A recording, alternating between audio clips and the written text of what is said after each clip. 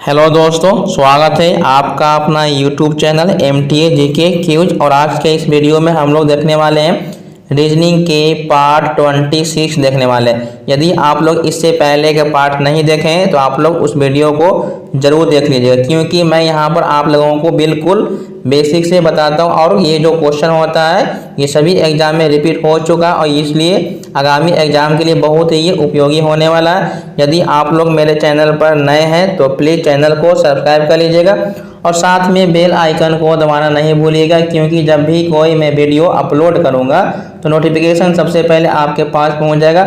मैं आप लोगों के लिए डेली टॉप 20 क्वेश्चन लाता हूं जो आगामी एग्जाम के लिए बहुत ही उपयोगी होने वाला है। तो मैं वीडियो को स्टार्ट करता हूँ।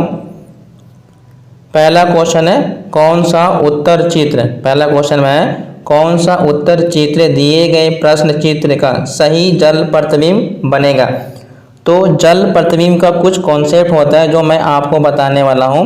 इसमें क्या होता है कि यदि कोई वस्तु का प्रतिबिंब अगर यदि ऊपर है तो इसका प्रतिबिंब जो बनेगा वो नीचे बनता है।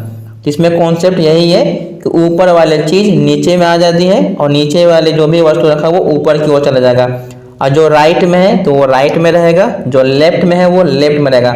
जल प्रतिबिंब सिर्फ चेंज होगा कौन सा, ऊपर और नीचे, टॉप और बॉटम चेंज होता है। तो देखिएगा कि ये जो खाली है बॉक्स ये नीचे की ओर है, इसका मतलब कि ये ऊपर चल जाएगा खाली, लेकिन दाएं साइड में है तो दाएं साइड में ही रहेगा। तो ये वाला गलत हो गया। उसके बाद ये सब सही है, बाकी सभी के सभी सही है। उसके बाद ये वाला जो ऊपर ये बना हुआ है तो ये हमारा नीचे की ओर बन जाएगा। कैसे बन जाएगा, नीचे की ओर बन जाएगा। ध्यान दीजिएगा इसमें ये आगे चौड़ा की ओर है तो ये हमारा मतलब ये तीर की तरह बना हुआ है तो ये नहीं होगा। उसके बाद यहाँ बीच में ये काटा हुआ है, यहाँ पर ही इसमें नहीं काटा हुआ तो ये भी नहीं होगा। ये हमारा सही है, यानी ऑप्शन नंबर ए इसका राइट आंसर, क्योंकि ये बॉक्स सही है तो ऑप्शन नंबर ए इसका राइट आंसर है। नेक्स्ट क्वेश्चन नंबर 2, रेखा AB के संदर्भ में उपरोक्त आकृति की दर्पण छवि। तो दर्पण छवि में क्या होता है, ये राइट का वस्तु लेफ्ट में चला जाएगा और लेफ्ट का वस्तु राइट में चला जाएगा। बस यही कॉन्सेप्ट है। जल प्रतिबिंब में ऊपर नीचे होता है और दर्पण में दाएं बाएं होता है। लेकिन यहाँ पे देखिएगा दर्पण किस तरह रखा गया, तो यहाँ पे जो दर्पण रखा गया है ये सीधे के सीधे ये जल प्रतिबिंब की तरह बनेगा। तो ये वाला एरो जो है वो ऊपर आ जाएगा और ये वाला एरो नीचे आ जाएगा। तो यहाँ पे देखिएगा आपका ऑप्शन कौन सा है सही होने वाला। तो ये हमारा ऊपर जाने वाला है तो ये सही है, ये ऊपर खड़ा हो गया, ये नहीं होगा, ये नहीं होगा, तो ये हमारा बॉक्स सही हो जाएगा। तो उम्मीद करते हैं आप लोग समझ गए होंगे। तो मैं बढ़ता हूँ अब आगे प्रश्न की ओर। क्वेश्चन नंबर 3, दी गई आकृति में कितनी सीधी रेखाएं। तो मैं हर एक वीडियो में आप लोगों को बताता हूँ कि जब भी क्वेश्चन में यदि आपसे पूछ लिया जाए कितनी सीधी रेखाएं हैं, तो सीधी रेखाएं हमेशा 3 तरह के होते हैं। एक हमारा होते हैं ये हॉरिजॉन्टल, एक हमारा होता है ये वर्टिकल, एक हमारा होता है ये तिरछी लाइन। तो पहले हम चेक करते हैं ये हॉरिजॉन्टल लाइन चेक करेंगे। तो ये हमारा 1 2 3, ये मेरा 3 लाइन हो गया। अब ये मैं खड़ा लाइन मैंने वर्टिकल चेक करेंगे, 1 2 3 4 5, ये कितना मेरा 5 है। अब हम चेक करेंगे तिरछी लाइन, 1 2 3 4 5 6, टोटल कितना है 6 है। तो 6 5 11 11 3 14, ऑप्शन नंबर डी इसका राइट आंसर है। तो उम्मीद करते हैं आप लोग समझ गए होंगे। जब भी आपसे सीधी लाइन पूछे तो एक हॉरिजॉन्टल चेक करेंगे, एक वर्टिकल चेक करेंगे, एक तिरछी लाइन चेक करेंगे। तो मैं बढ़ता हूँ अब आगे की ओर। क्वेश्चन नंबर 4, दी गई आकृति में कितनी सीधी रेखाएं। तो सेम क्वेश्चन है, तो आप वीडियो को पहले पॉज करिए, खुद से काउंटिंग करिए कि इसमें टोटल कितनी रेखाएं और अपना आंसर कमेंट बॉक्स में बताइए। ये हमारा हॉरिजॉन्टल लाइन है, ये हमारा वर्टिकल लाइन है और ये हमारा तिरछी लाइन है। तो पहले हम ये चेक करने वाले 1 2, ये सिर्फ 2 लाइन है। खड़ी लाइन 1 2 3, ये सिर्फ 3 लाइन है। उसके बाद अगर हम तिरछा की बात करें 1 2 2 हो गया, फिर ये 3 4, टोटल कितने हैं 4 है। 4 है 3 7, 7 2 9, ऑप्शन नंबर ए इसका राइट आंसर है। नेक्स्ट क्वेश्चन नंबर 5, दी गई आकृति में त्रिभुजों की संख्या ज्ञात करना है। इसमें आपको त्रिभुज काउंटिंग करना है। तो देखिए 1 2 3 4 5 6 7 8 9 10 11, टोटल ये आपको कितना हो गया 11 आपको इसमें हो गया। ये सब छोटे वाले त्रिभुज था, ठीक है, ये हमारा 11 हो गया। 11 के बाद अब आपको गिनना है बड़े बड़े, ठीक है, ये तो 11 हो गया।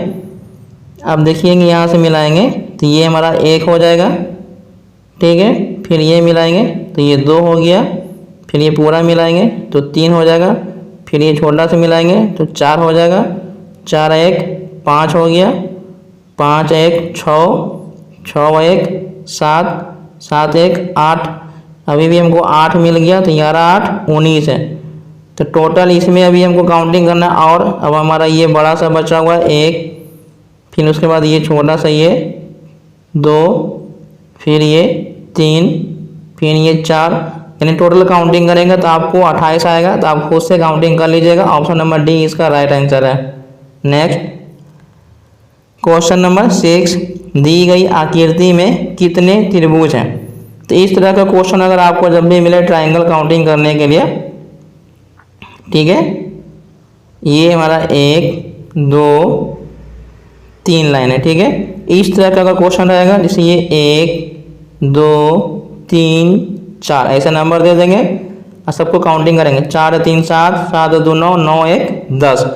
तो ये हमारा एक ट्रायंगल में हमको बन गया 10। अगर हम इसको डिवाइड कर देंगे 1 तो इसमें फिर हमारा 10 बढ़ जाएगा।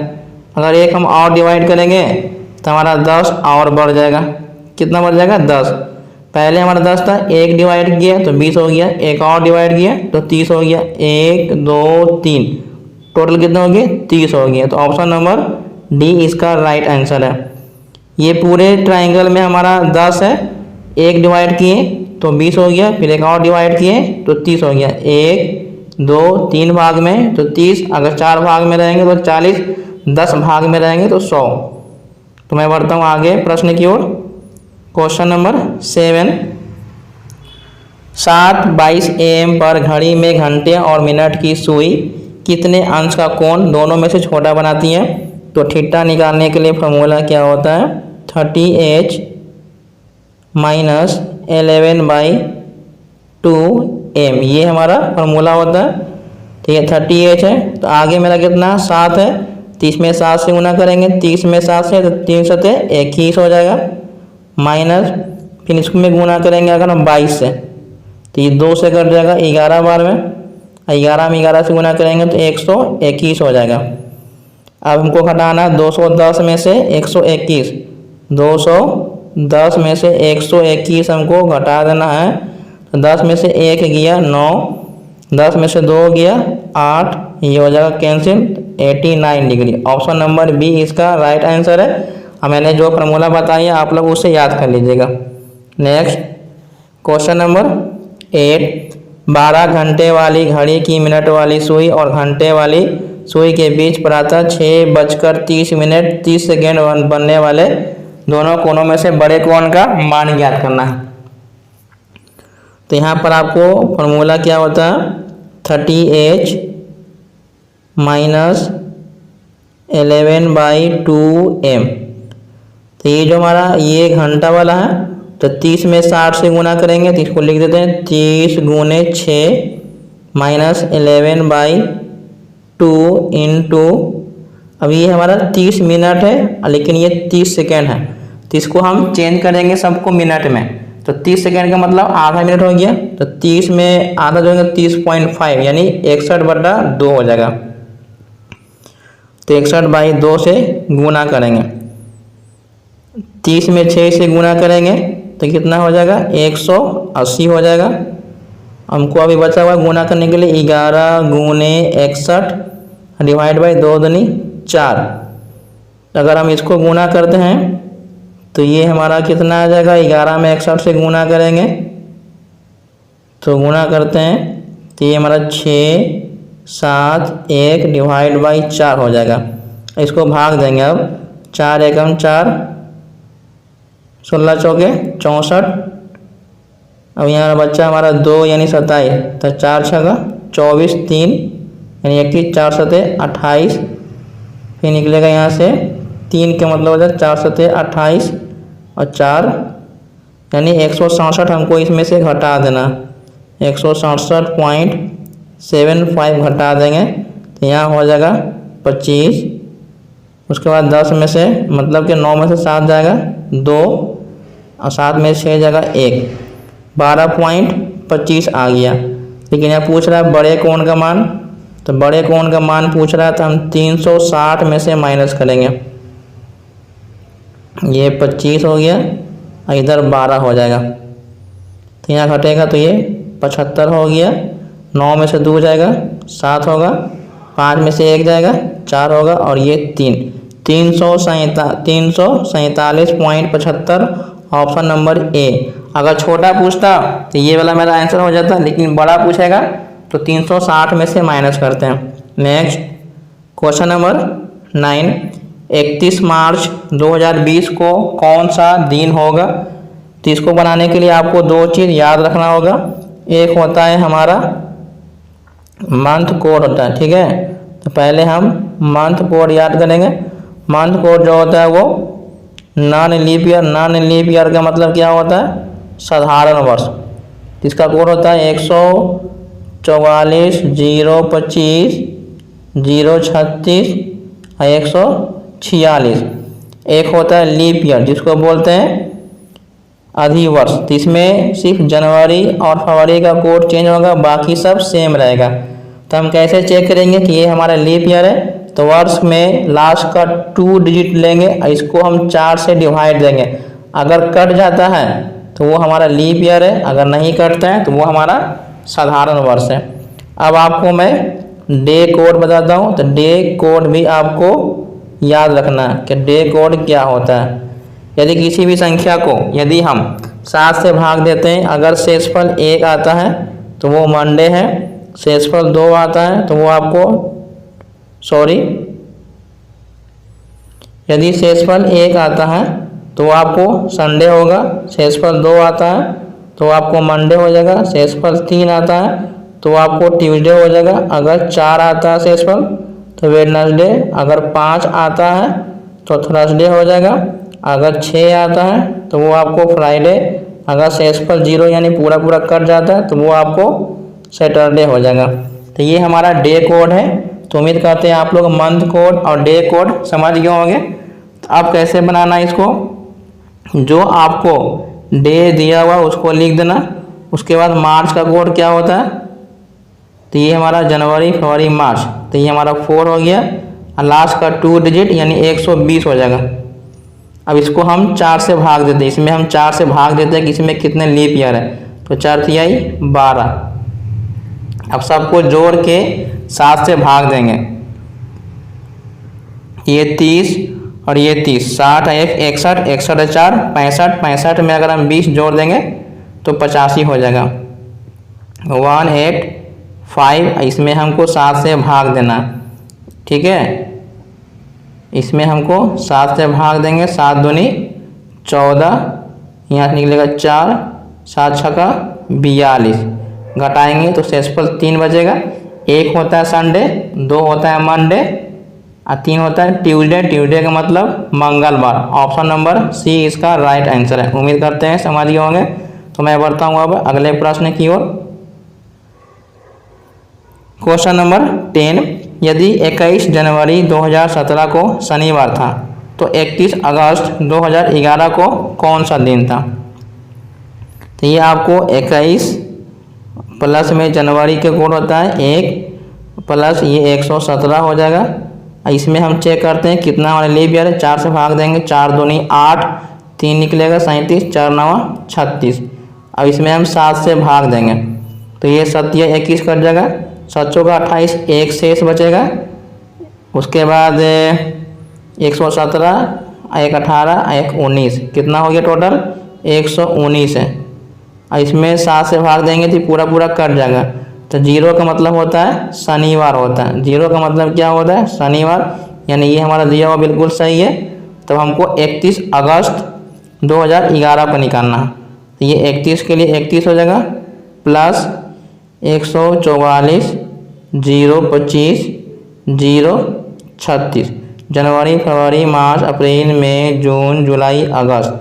तो ये हो जाएगा 3 हमारा अगस्त के लिए। फिर ये 111 प्लस इसमें 4 से भाग दे के चेक करते हैं, 4 दूनी 8, यहाँ से निकलेगा 3 यानी 31, 4 सते 28 और इसमें 7 से भाग देंगे तो 7 27 3 30 30 30 60 60 1 61 61 1 62 62 और 10 72 यानी 172 बचा और इसमें हमको 7 से भाग देना है। 7 दूनी कितना हो गया 14 हो जाएगा। उसके बाद 7 में 4 से भाग घटाएंगे तो 3 3 7 हो गए 28, तो घटाएंगे तो आपको 4 बचेगा। 1 होता है संडे, 2 होता है मंडे, 3 होता है ट्यूसडे, 4 होता है वेडनेसडे। वेडनेसडे का मतलब बुधवार। ऑप्शन नंबर ए इसका राइट आंसर है। तो मैं उम्मीद करता हूँ आप लोग पूरे अच्छे तरीके से समझ गए होंगे कि कैसे हम लोग दिन निकालते हैं। तो मैं बढ़ता हूँ अब अगले प्रश्न की ओर। क्वेश्चन नंबर 11, ये कथन और निष्कर्ष है। तो मैं हर एक वीडियो में आप लोगों को बताता हूँ कि 3 कॉन्सेप्ट होता है। पहला हमारा होता है सभी। सभी का कॉन्सेप्ट क्या होता है, इसमें 2 सर्किल होगा, एक छोटा सा सर्किल बड़े सर्किल के अगर अंदर आ जाता है तो ये सभी हो गया। उसके बाद होता है कोई नहीं। कोई नहीं का कॉन्सेप्ट क्या होता है, अगर सर्किल 2 हो 4 हो तो सभी के सभी सर्किल क्या होंगे अलग अलग रहेंगे, कोई भी सर्किल एक दूसरे से टच नहीं करेंगे। एक होता है कुछ कुछ। कुछ कुछ का मतलब कॉन्सेप्ट होता है साइकिल का जो चेन होता है ना, चेन जो एक दूसरे को टच में किए रहता है। जैसे ये हमारा एक सर्किल है, ये दूसरे सर्किल को काट देगा तो ये वाला भाग जो होता है ये कुछ कुछ हो गया। फिर ये सर्किल है, इसको काट दिया तो ये कुछ कुछ हो गया। तो उम्मीद करते हैं आप कॉन्सेप्ट को समझ गए होंगे। तो मैं क्वेश्चन को सॉल्व करता हूँ। सभी फूल मोमबत्ती है, मतलब एक छोटा सा सर्किल होगा जो एक बड़ा सर्किल के अंदर होगा। तो सभी फूल है जो कि मोमबत्ती है, ठीक है। कोई मोमबत्ती लैंटर्न नहीं है। तो ये जो मोमबत्ती है लैंटर्न नहीं, मतलब कि ये अलग बनेगा। अब पढ़ते हैं निष्कर्ष। कोई फूल लैंटर्न नहीं है, फूल यहाँ पर है लैंटर्न यहाँ पर है, मतलब ये कॉन्सेप्ट सही है। सभी मोमबत्ती फूल है, ये सभी मोमबत्ती फूल नहीं हो सकता क्योंकि मोमबत्ती बड़ा है और फूल छोटा है, तो मोमबत्ती फूल के अंदर नहीं हट सकता, यानी दूसरा हमारा गलत है। तो केवल एक हमारा सही है, ऑप्शन नंबर डी इसका राइट आंसर है। नेक्स्ट क्वेश्चन नंबर 12, सभी ईंटें इमारत हैं। तो सभी वाला क्या बताया कि एक छोटा सा सर्किल होगा जो बड़े सर्किल के अंदर आएगा। तो सभी ईंट है जो क्या इमारत है, तो ये इमारत हो गया।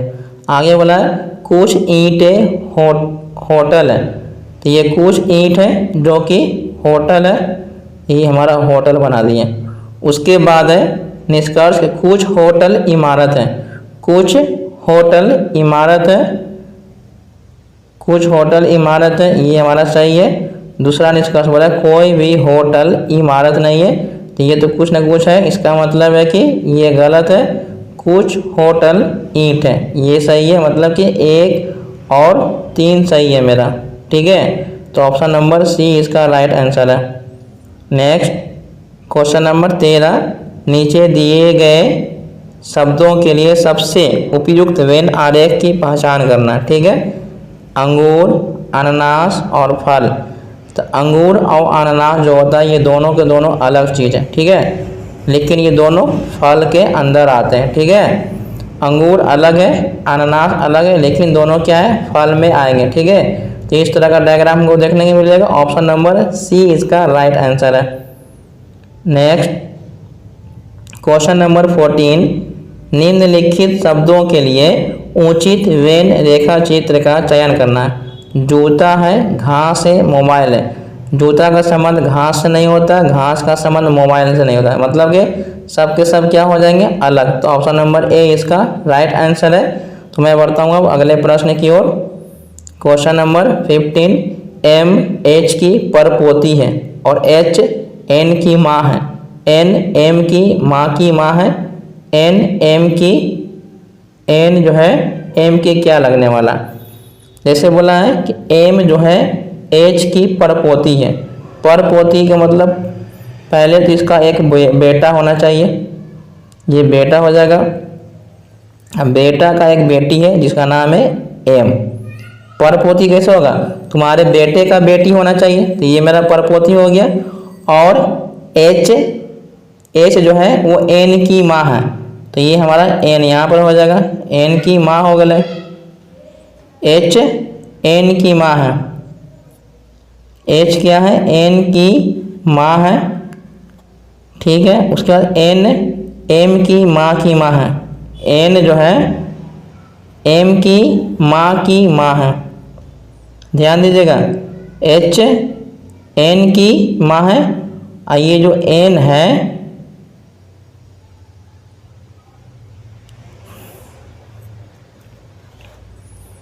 क्वेश्चन नंबर 15, एच एम की परपोती है और एच एन की माँ है, एन एम की माँ है, तो एन एम के क्या लगने वाला, तो परपोती कैसे होगा, एम एच की परपोती है, मतलब एच की परपोती एम है, तो ये हमारा एच है, इसका एक बेटा होगा तब तो जाके इसका एक पोती है। उसके बाद बोला है और एच जो है वो एन की माँ है, यानी एन की माँ है, तो ये हमारा एन ले लिए, एन की ये माँ है, एन एम की माँ है, यानी एम की एन क्या है, एन जो है वो एम की माँ, यानी एम की पहले एक माँ होना चाहिए, एम की माँ है यहाँ पर, और फिर ये इसकी माँ है, ठीक है। तो एन एम की किसी एक क्या लगने वाला है, एन एम की क्या है, तो वो नानी, option number B. Next question number 16, X Y का भाई है, एक्स जो है वो वाई का भाई है, ये बन गया। भी वाई की माँ है, भी जो है वो वाई की माँ है। एम भी के पति की बहन है, एम जो है वो भी के कोई पति होगा, ठीक है, तो ये पति हो गया। एम भी के पति की बहन है, तो ये एम है जो कि बहन है। एन भी का भाई है, तो एन इधर आ जाएगा, एन भी का भाई है। यू भी का पति है, यू जो है भी का पति है, मतलब यहाँ पर यू हो जाएगा। तो यू के पिता एक्स के क्या लगेंगे, यू के पिता, तो यू के पिता यहाँ पर आ जाएंगे, यू के पिता जो है वो एक्स के क्या लगेंगे, तो देखिए हमारा यू के ये पिता हैं, ठीक है, तो ये बेटा है, बेटा के ये पुत्र, मतलब कि ये पुतो हो गया, ये पुतो की, ये पुतो का क्या लगने वाला बताइए, यू के पिता एक्स के ये दादा बन जाएंगे, यानी ये दादा है, ऑप्शन नंबर सी इसका राइट आंसर है। नेक्स्ट क्वेश्चन नंबर 17, यदि दक्षिण पूर्व उत्तर बन जाए और उत्तर पूर्व पश्चिम बन जाए, तो इस क्रम में पश्चिम कौन सी दिशा में होगी, ये आपको डायरेक्शन है, ये हमारा नॉर्थ है, ये साउथ है, ये वेस्ट है और ये ईस्ट है। तो क्वेश्चन में क्या बोला है कि दक्षिण पूर्व, तो ये हमारा दक्षिण पूरब है, ठीक है, क्योंकि ये हमारा दक्षिण है, ये पूरब है, तो दक्षिण पूरब क्या बन जा रहा है, उत्तर बन जा रहा है, यानी यहाँ पर आ जाना है। तो 45 45 90, यानी ऐसे घूम गए हम 135 डिग्री घूमे, ठीक है। उसके बाद उत्तर पूरब हमारा ये वाला है, उत्तर पूरब क्या बन रहा है, पश्चिम, तो 45 90 135 सही है, यानी ये हमको 135 डिग्री घूमना है। तो इसी क्रम में पश्चिम कौन सी है, पश्चिम हमारा ये वाला है, ये है पश्चिम, तो यहाँ से घूमेंगे 45 90, फिर यहाँ पर, मतलब हमको यहाँ पर आ जाएगा, तो ये हमारा दक्षिण पूरब है, तो ऑप्शन नंबर डी इसका राइट आंसर है। नेक्स्ट क्वेश्चन नंबर 18, यदि दक्षिण पूरब दिशा उत्तर बन जाए और उत्तर पूरब दिशा पश्चिम बन जाए और इसी प्रकार से सभी दिशाएं परिवर्तित हो जाएं, तो कौन सी दिशा उत्तर बन जाएगी, कौन सी दिशा है जो उत्तर बन जाएगी, तो ये आपको बताना है। तो ये हमारा नॉर्थ है, ये साउथ है, ये वेस्ट है और ये ईस्ट है। क्वेश्चन में है कि दक्षिण पूरब, ये हमारा दक्षिण पूरब है जो उत्तर बन जाए। दक्षिण पूरब क्या बन जा रहा है? उत्तर। तो ये हमारा उत्तर यहाँ तक आया और उत्तर पूरब पश्चिम बन जा रहा है, मतलब यहाँ से ये 35 डिग्री 135 डिग्री घूम गया और इसी प्रकार से सभी बदलते जा रहा है। तो कौन सी दिशा उत्तर बन जाएगी? तो ये उत्तर है, तो उत्तर को घुमाना 35 डिग्री, ये 135, तो ये 45, 90 और ये, मतलब ये हमारा कौन सा दिशा है? तो ये है दक्षिण पश्चिम। ऑप्शन नंबर डी इसका राइट आंसर है। ठीक है, ऑप्शन नंबर डी इसका राइट आंसर है। नेक्स्ट क्वेश्चन नंबर 19, ये आपको विकल्पों में से लुप्त पद याद करना है। तो ये अल्फ़ाबेट वाले हैं, तो मैं हर एक वीडियो में बोलता हूँ कि ए से लेके जेड तक आप अल्फ़ाबेट का नंबर याद कर लीजिएगा और सारे अल्फ़ाबेट का अपोजिट लेटर भी याद कर लीजिएगा। जैसे CAB है, तो C का 3 होता है, A का 1 होता है, B का 2 होता है। तो सेम यही आपको उतार के रखा हुआ है। ये फिर 1 3 2 4 दिया हुआ है, तो ये आपको 3 लेटर हमको देना है। तो ये 1 2 3 है, तो ये होता है MB होता है, उसके बाद ये D होता है, MBD ऑप्शन नंबर C। तो मैं बढ़ता हूँ अगले प्रश्न की ओर। क्वेश्चन नंबर 20, ये वीडियो का लास्ट क्वेश्चन है। यदि आप लोग मेरे चैनल पर नए हैं तो चैनल को सब्सक्राइब कर लीजिएगा। यदि आपको वीडियो अच्छा लगता है तो वीडियो को लाइक कीजिएगा और अपने दोस्तों के साथ शेयर करिएगा। वीडियो शुरू से लास्ट तक देखिएगा। यदि कुछ भाषा में क्लॉक को इतना लिखा जाता है तो व्हील को हम कैसे लिखेंगे? ये आपको क्वेश्चन में दिया हुआ है। तो यहाँ पर ही क्लॉक है, CLOCK क्लॉक है। क्लॉक को क्या लिखा हुआ है? BMNDJ है। तो यहाँ से ये 1 माइनस हुआ है और फिर ये 12 1 13, यानी ये +1 हुआ। तो मेरा कॉन्सेप्ट है कि -1 +1 करना है। तो ये आपको WHEEL -1 +1 -1 +1 -1। तो यहाँ 23 में से 1 जाएगा 22, 22 का मतलब भी 8 1 9, 9 का मतलब I, 5 में से 1 जाएगा 4 D, 5 1 6 F, L में से 1 जाएगा K 11, VIDFK option number D इस क्वेश्चन का राइट आंसर हो जाएगा। तो उम्मीद करते हैं आप लोगों को यह वीडियो और सेशन अच्छा लगा होगा। और वीडियो को शुरू से लास्ट तक देखने के लिए बहुत बहुत धन्यवाद। Thanks for watching.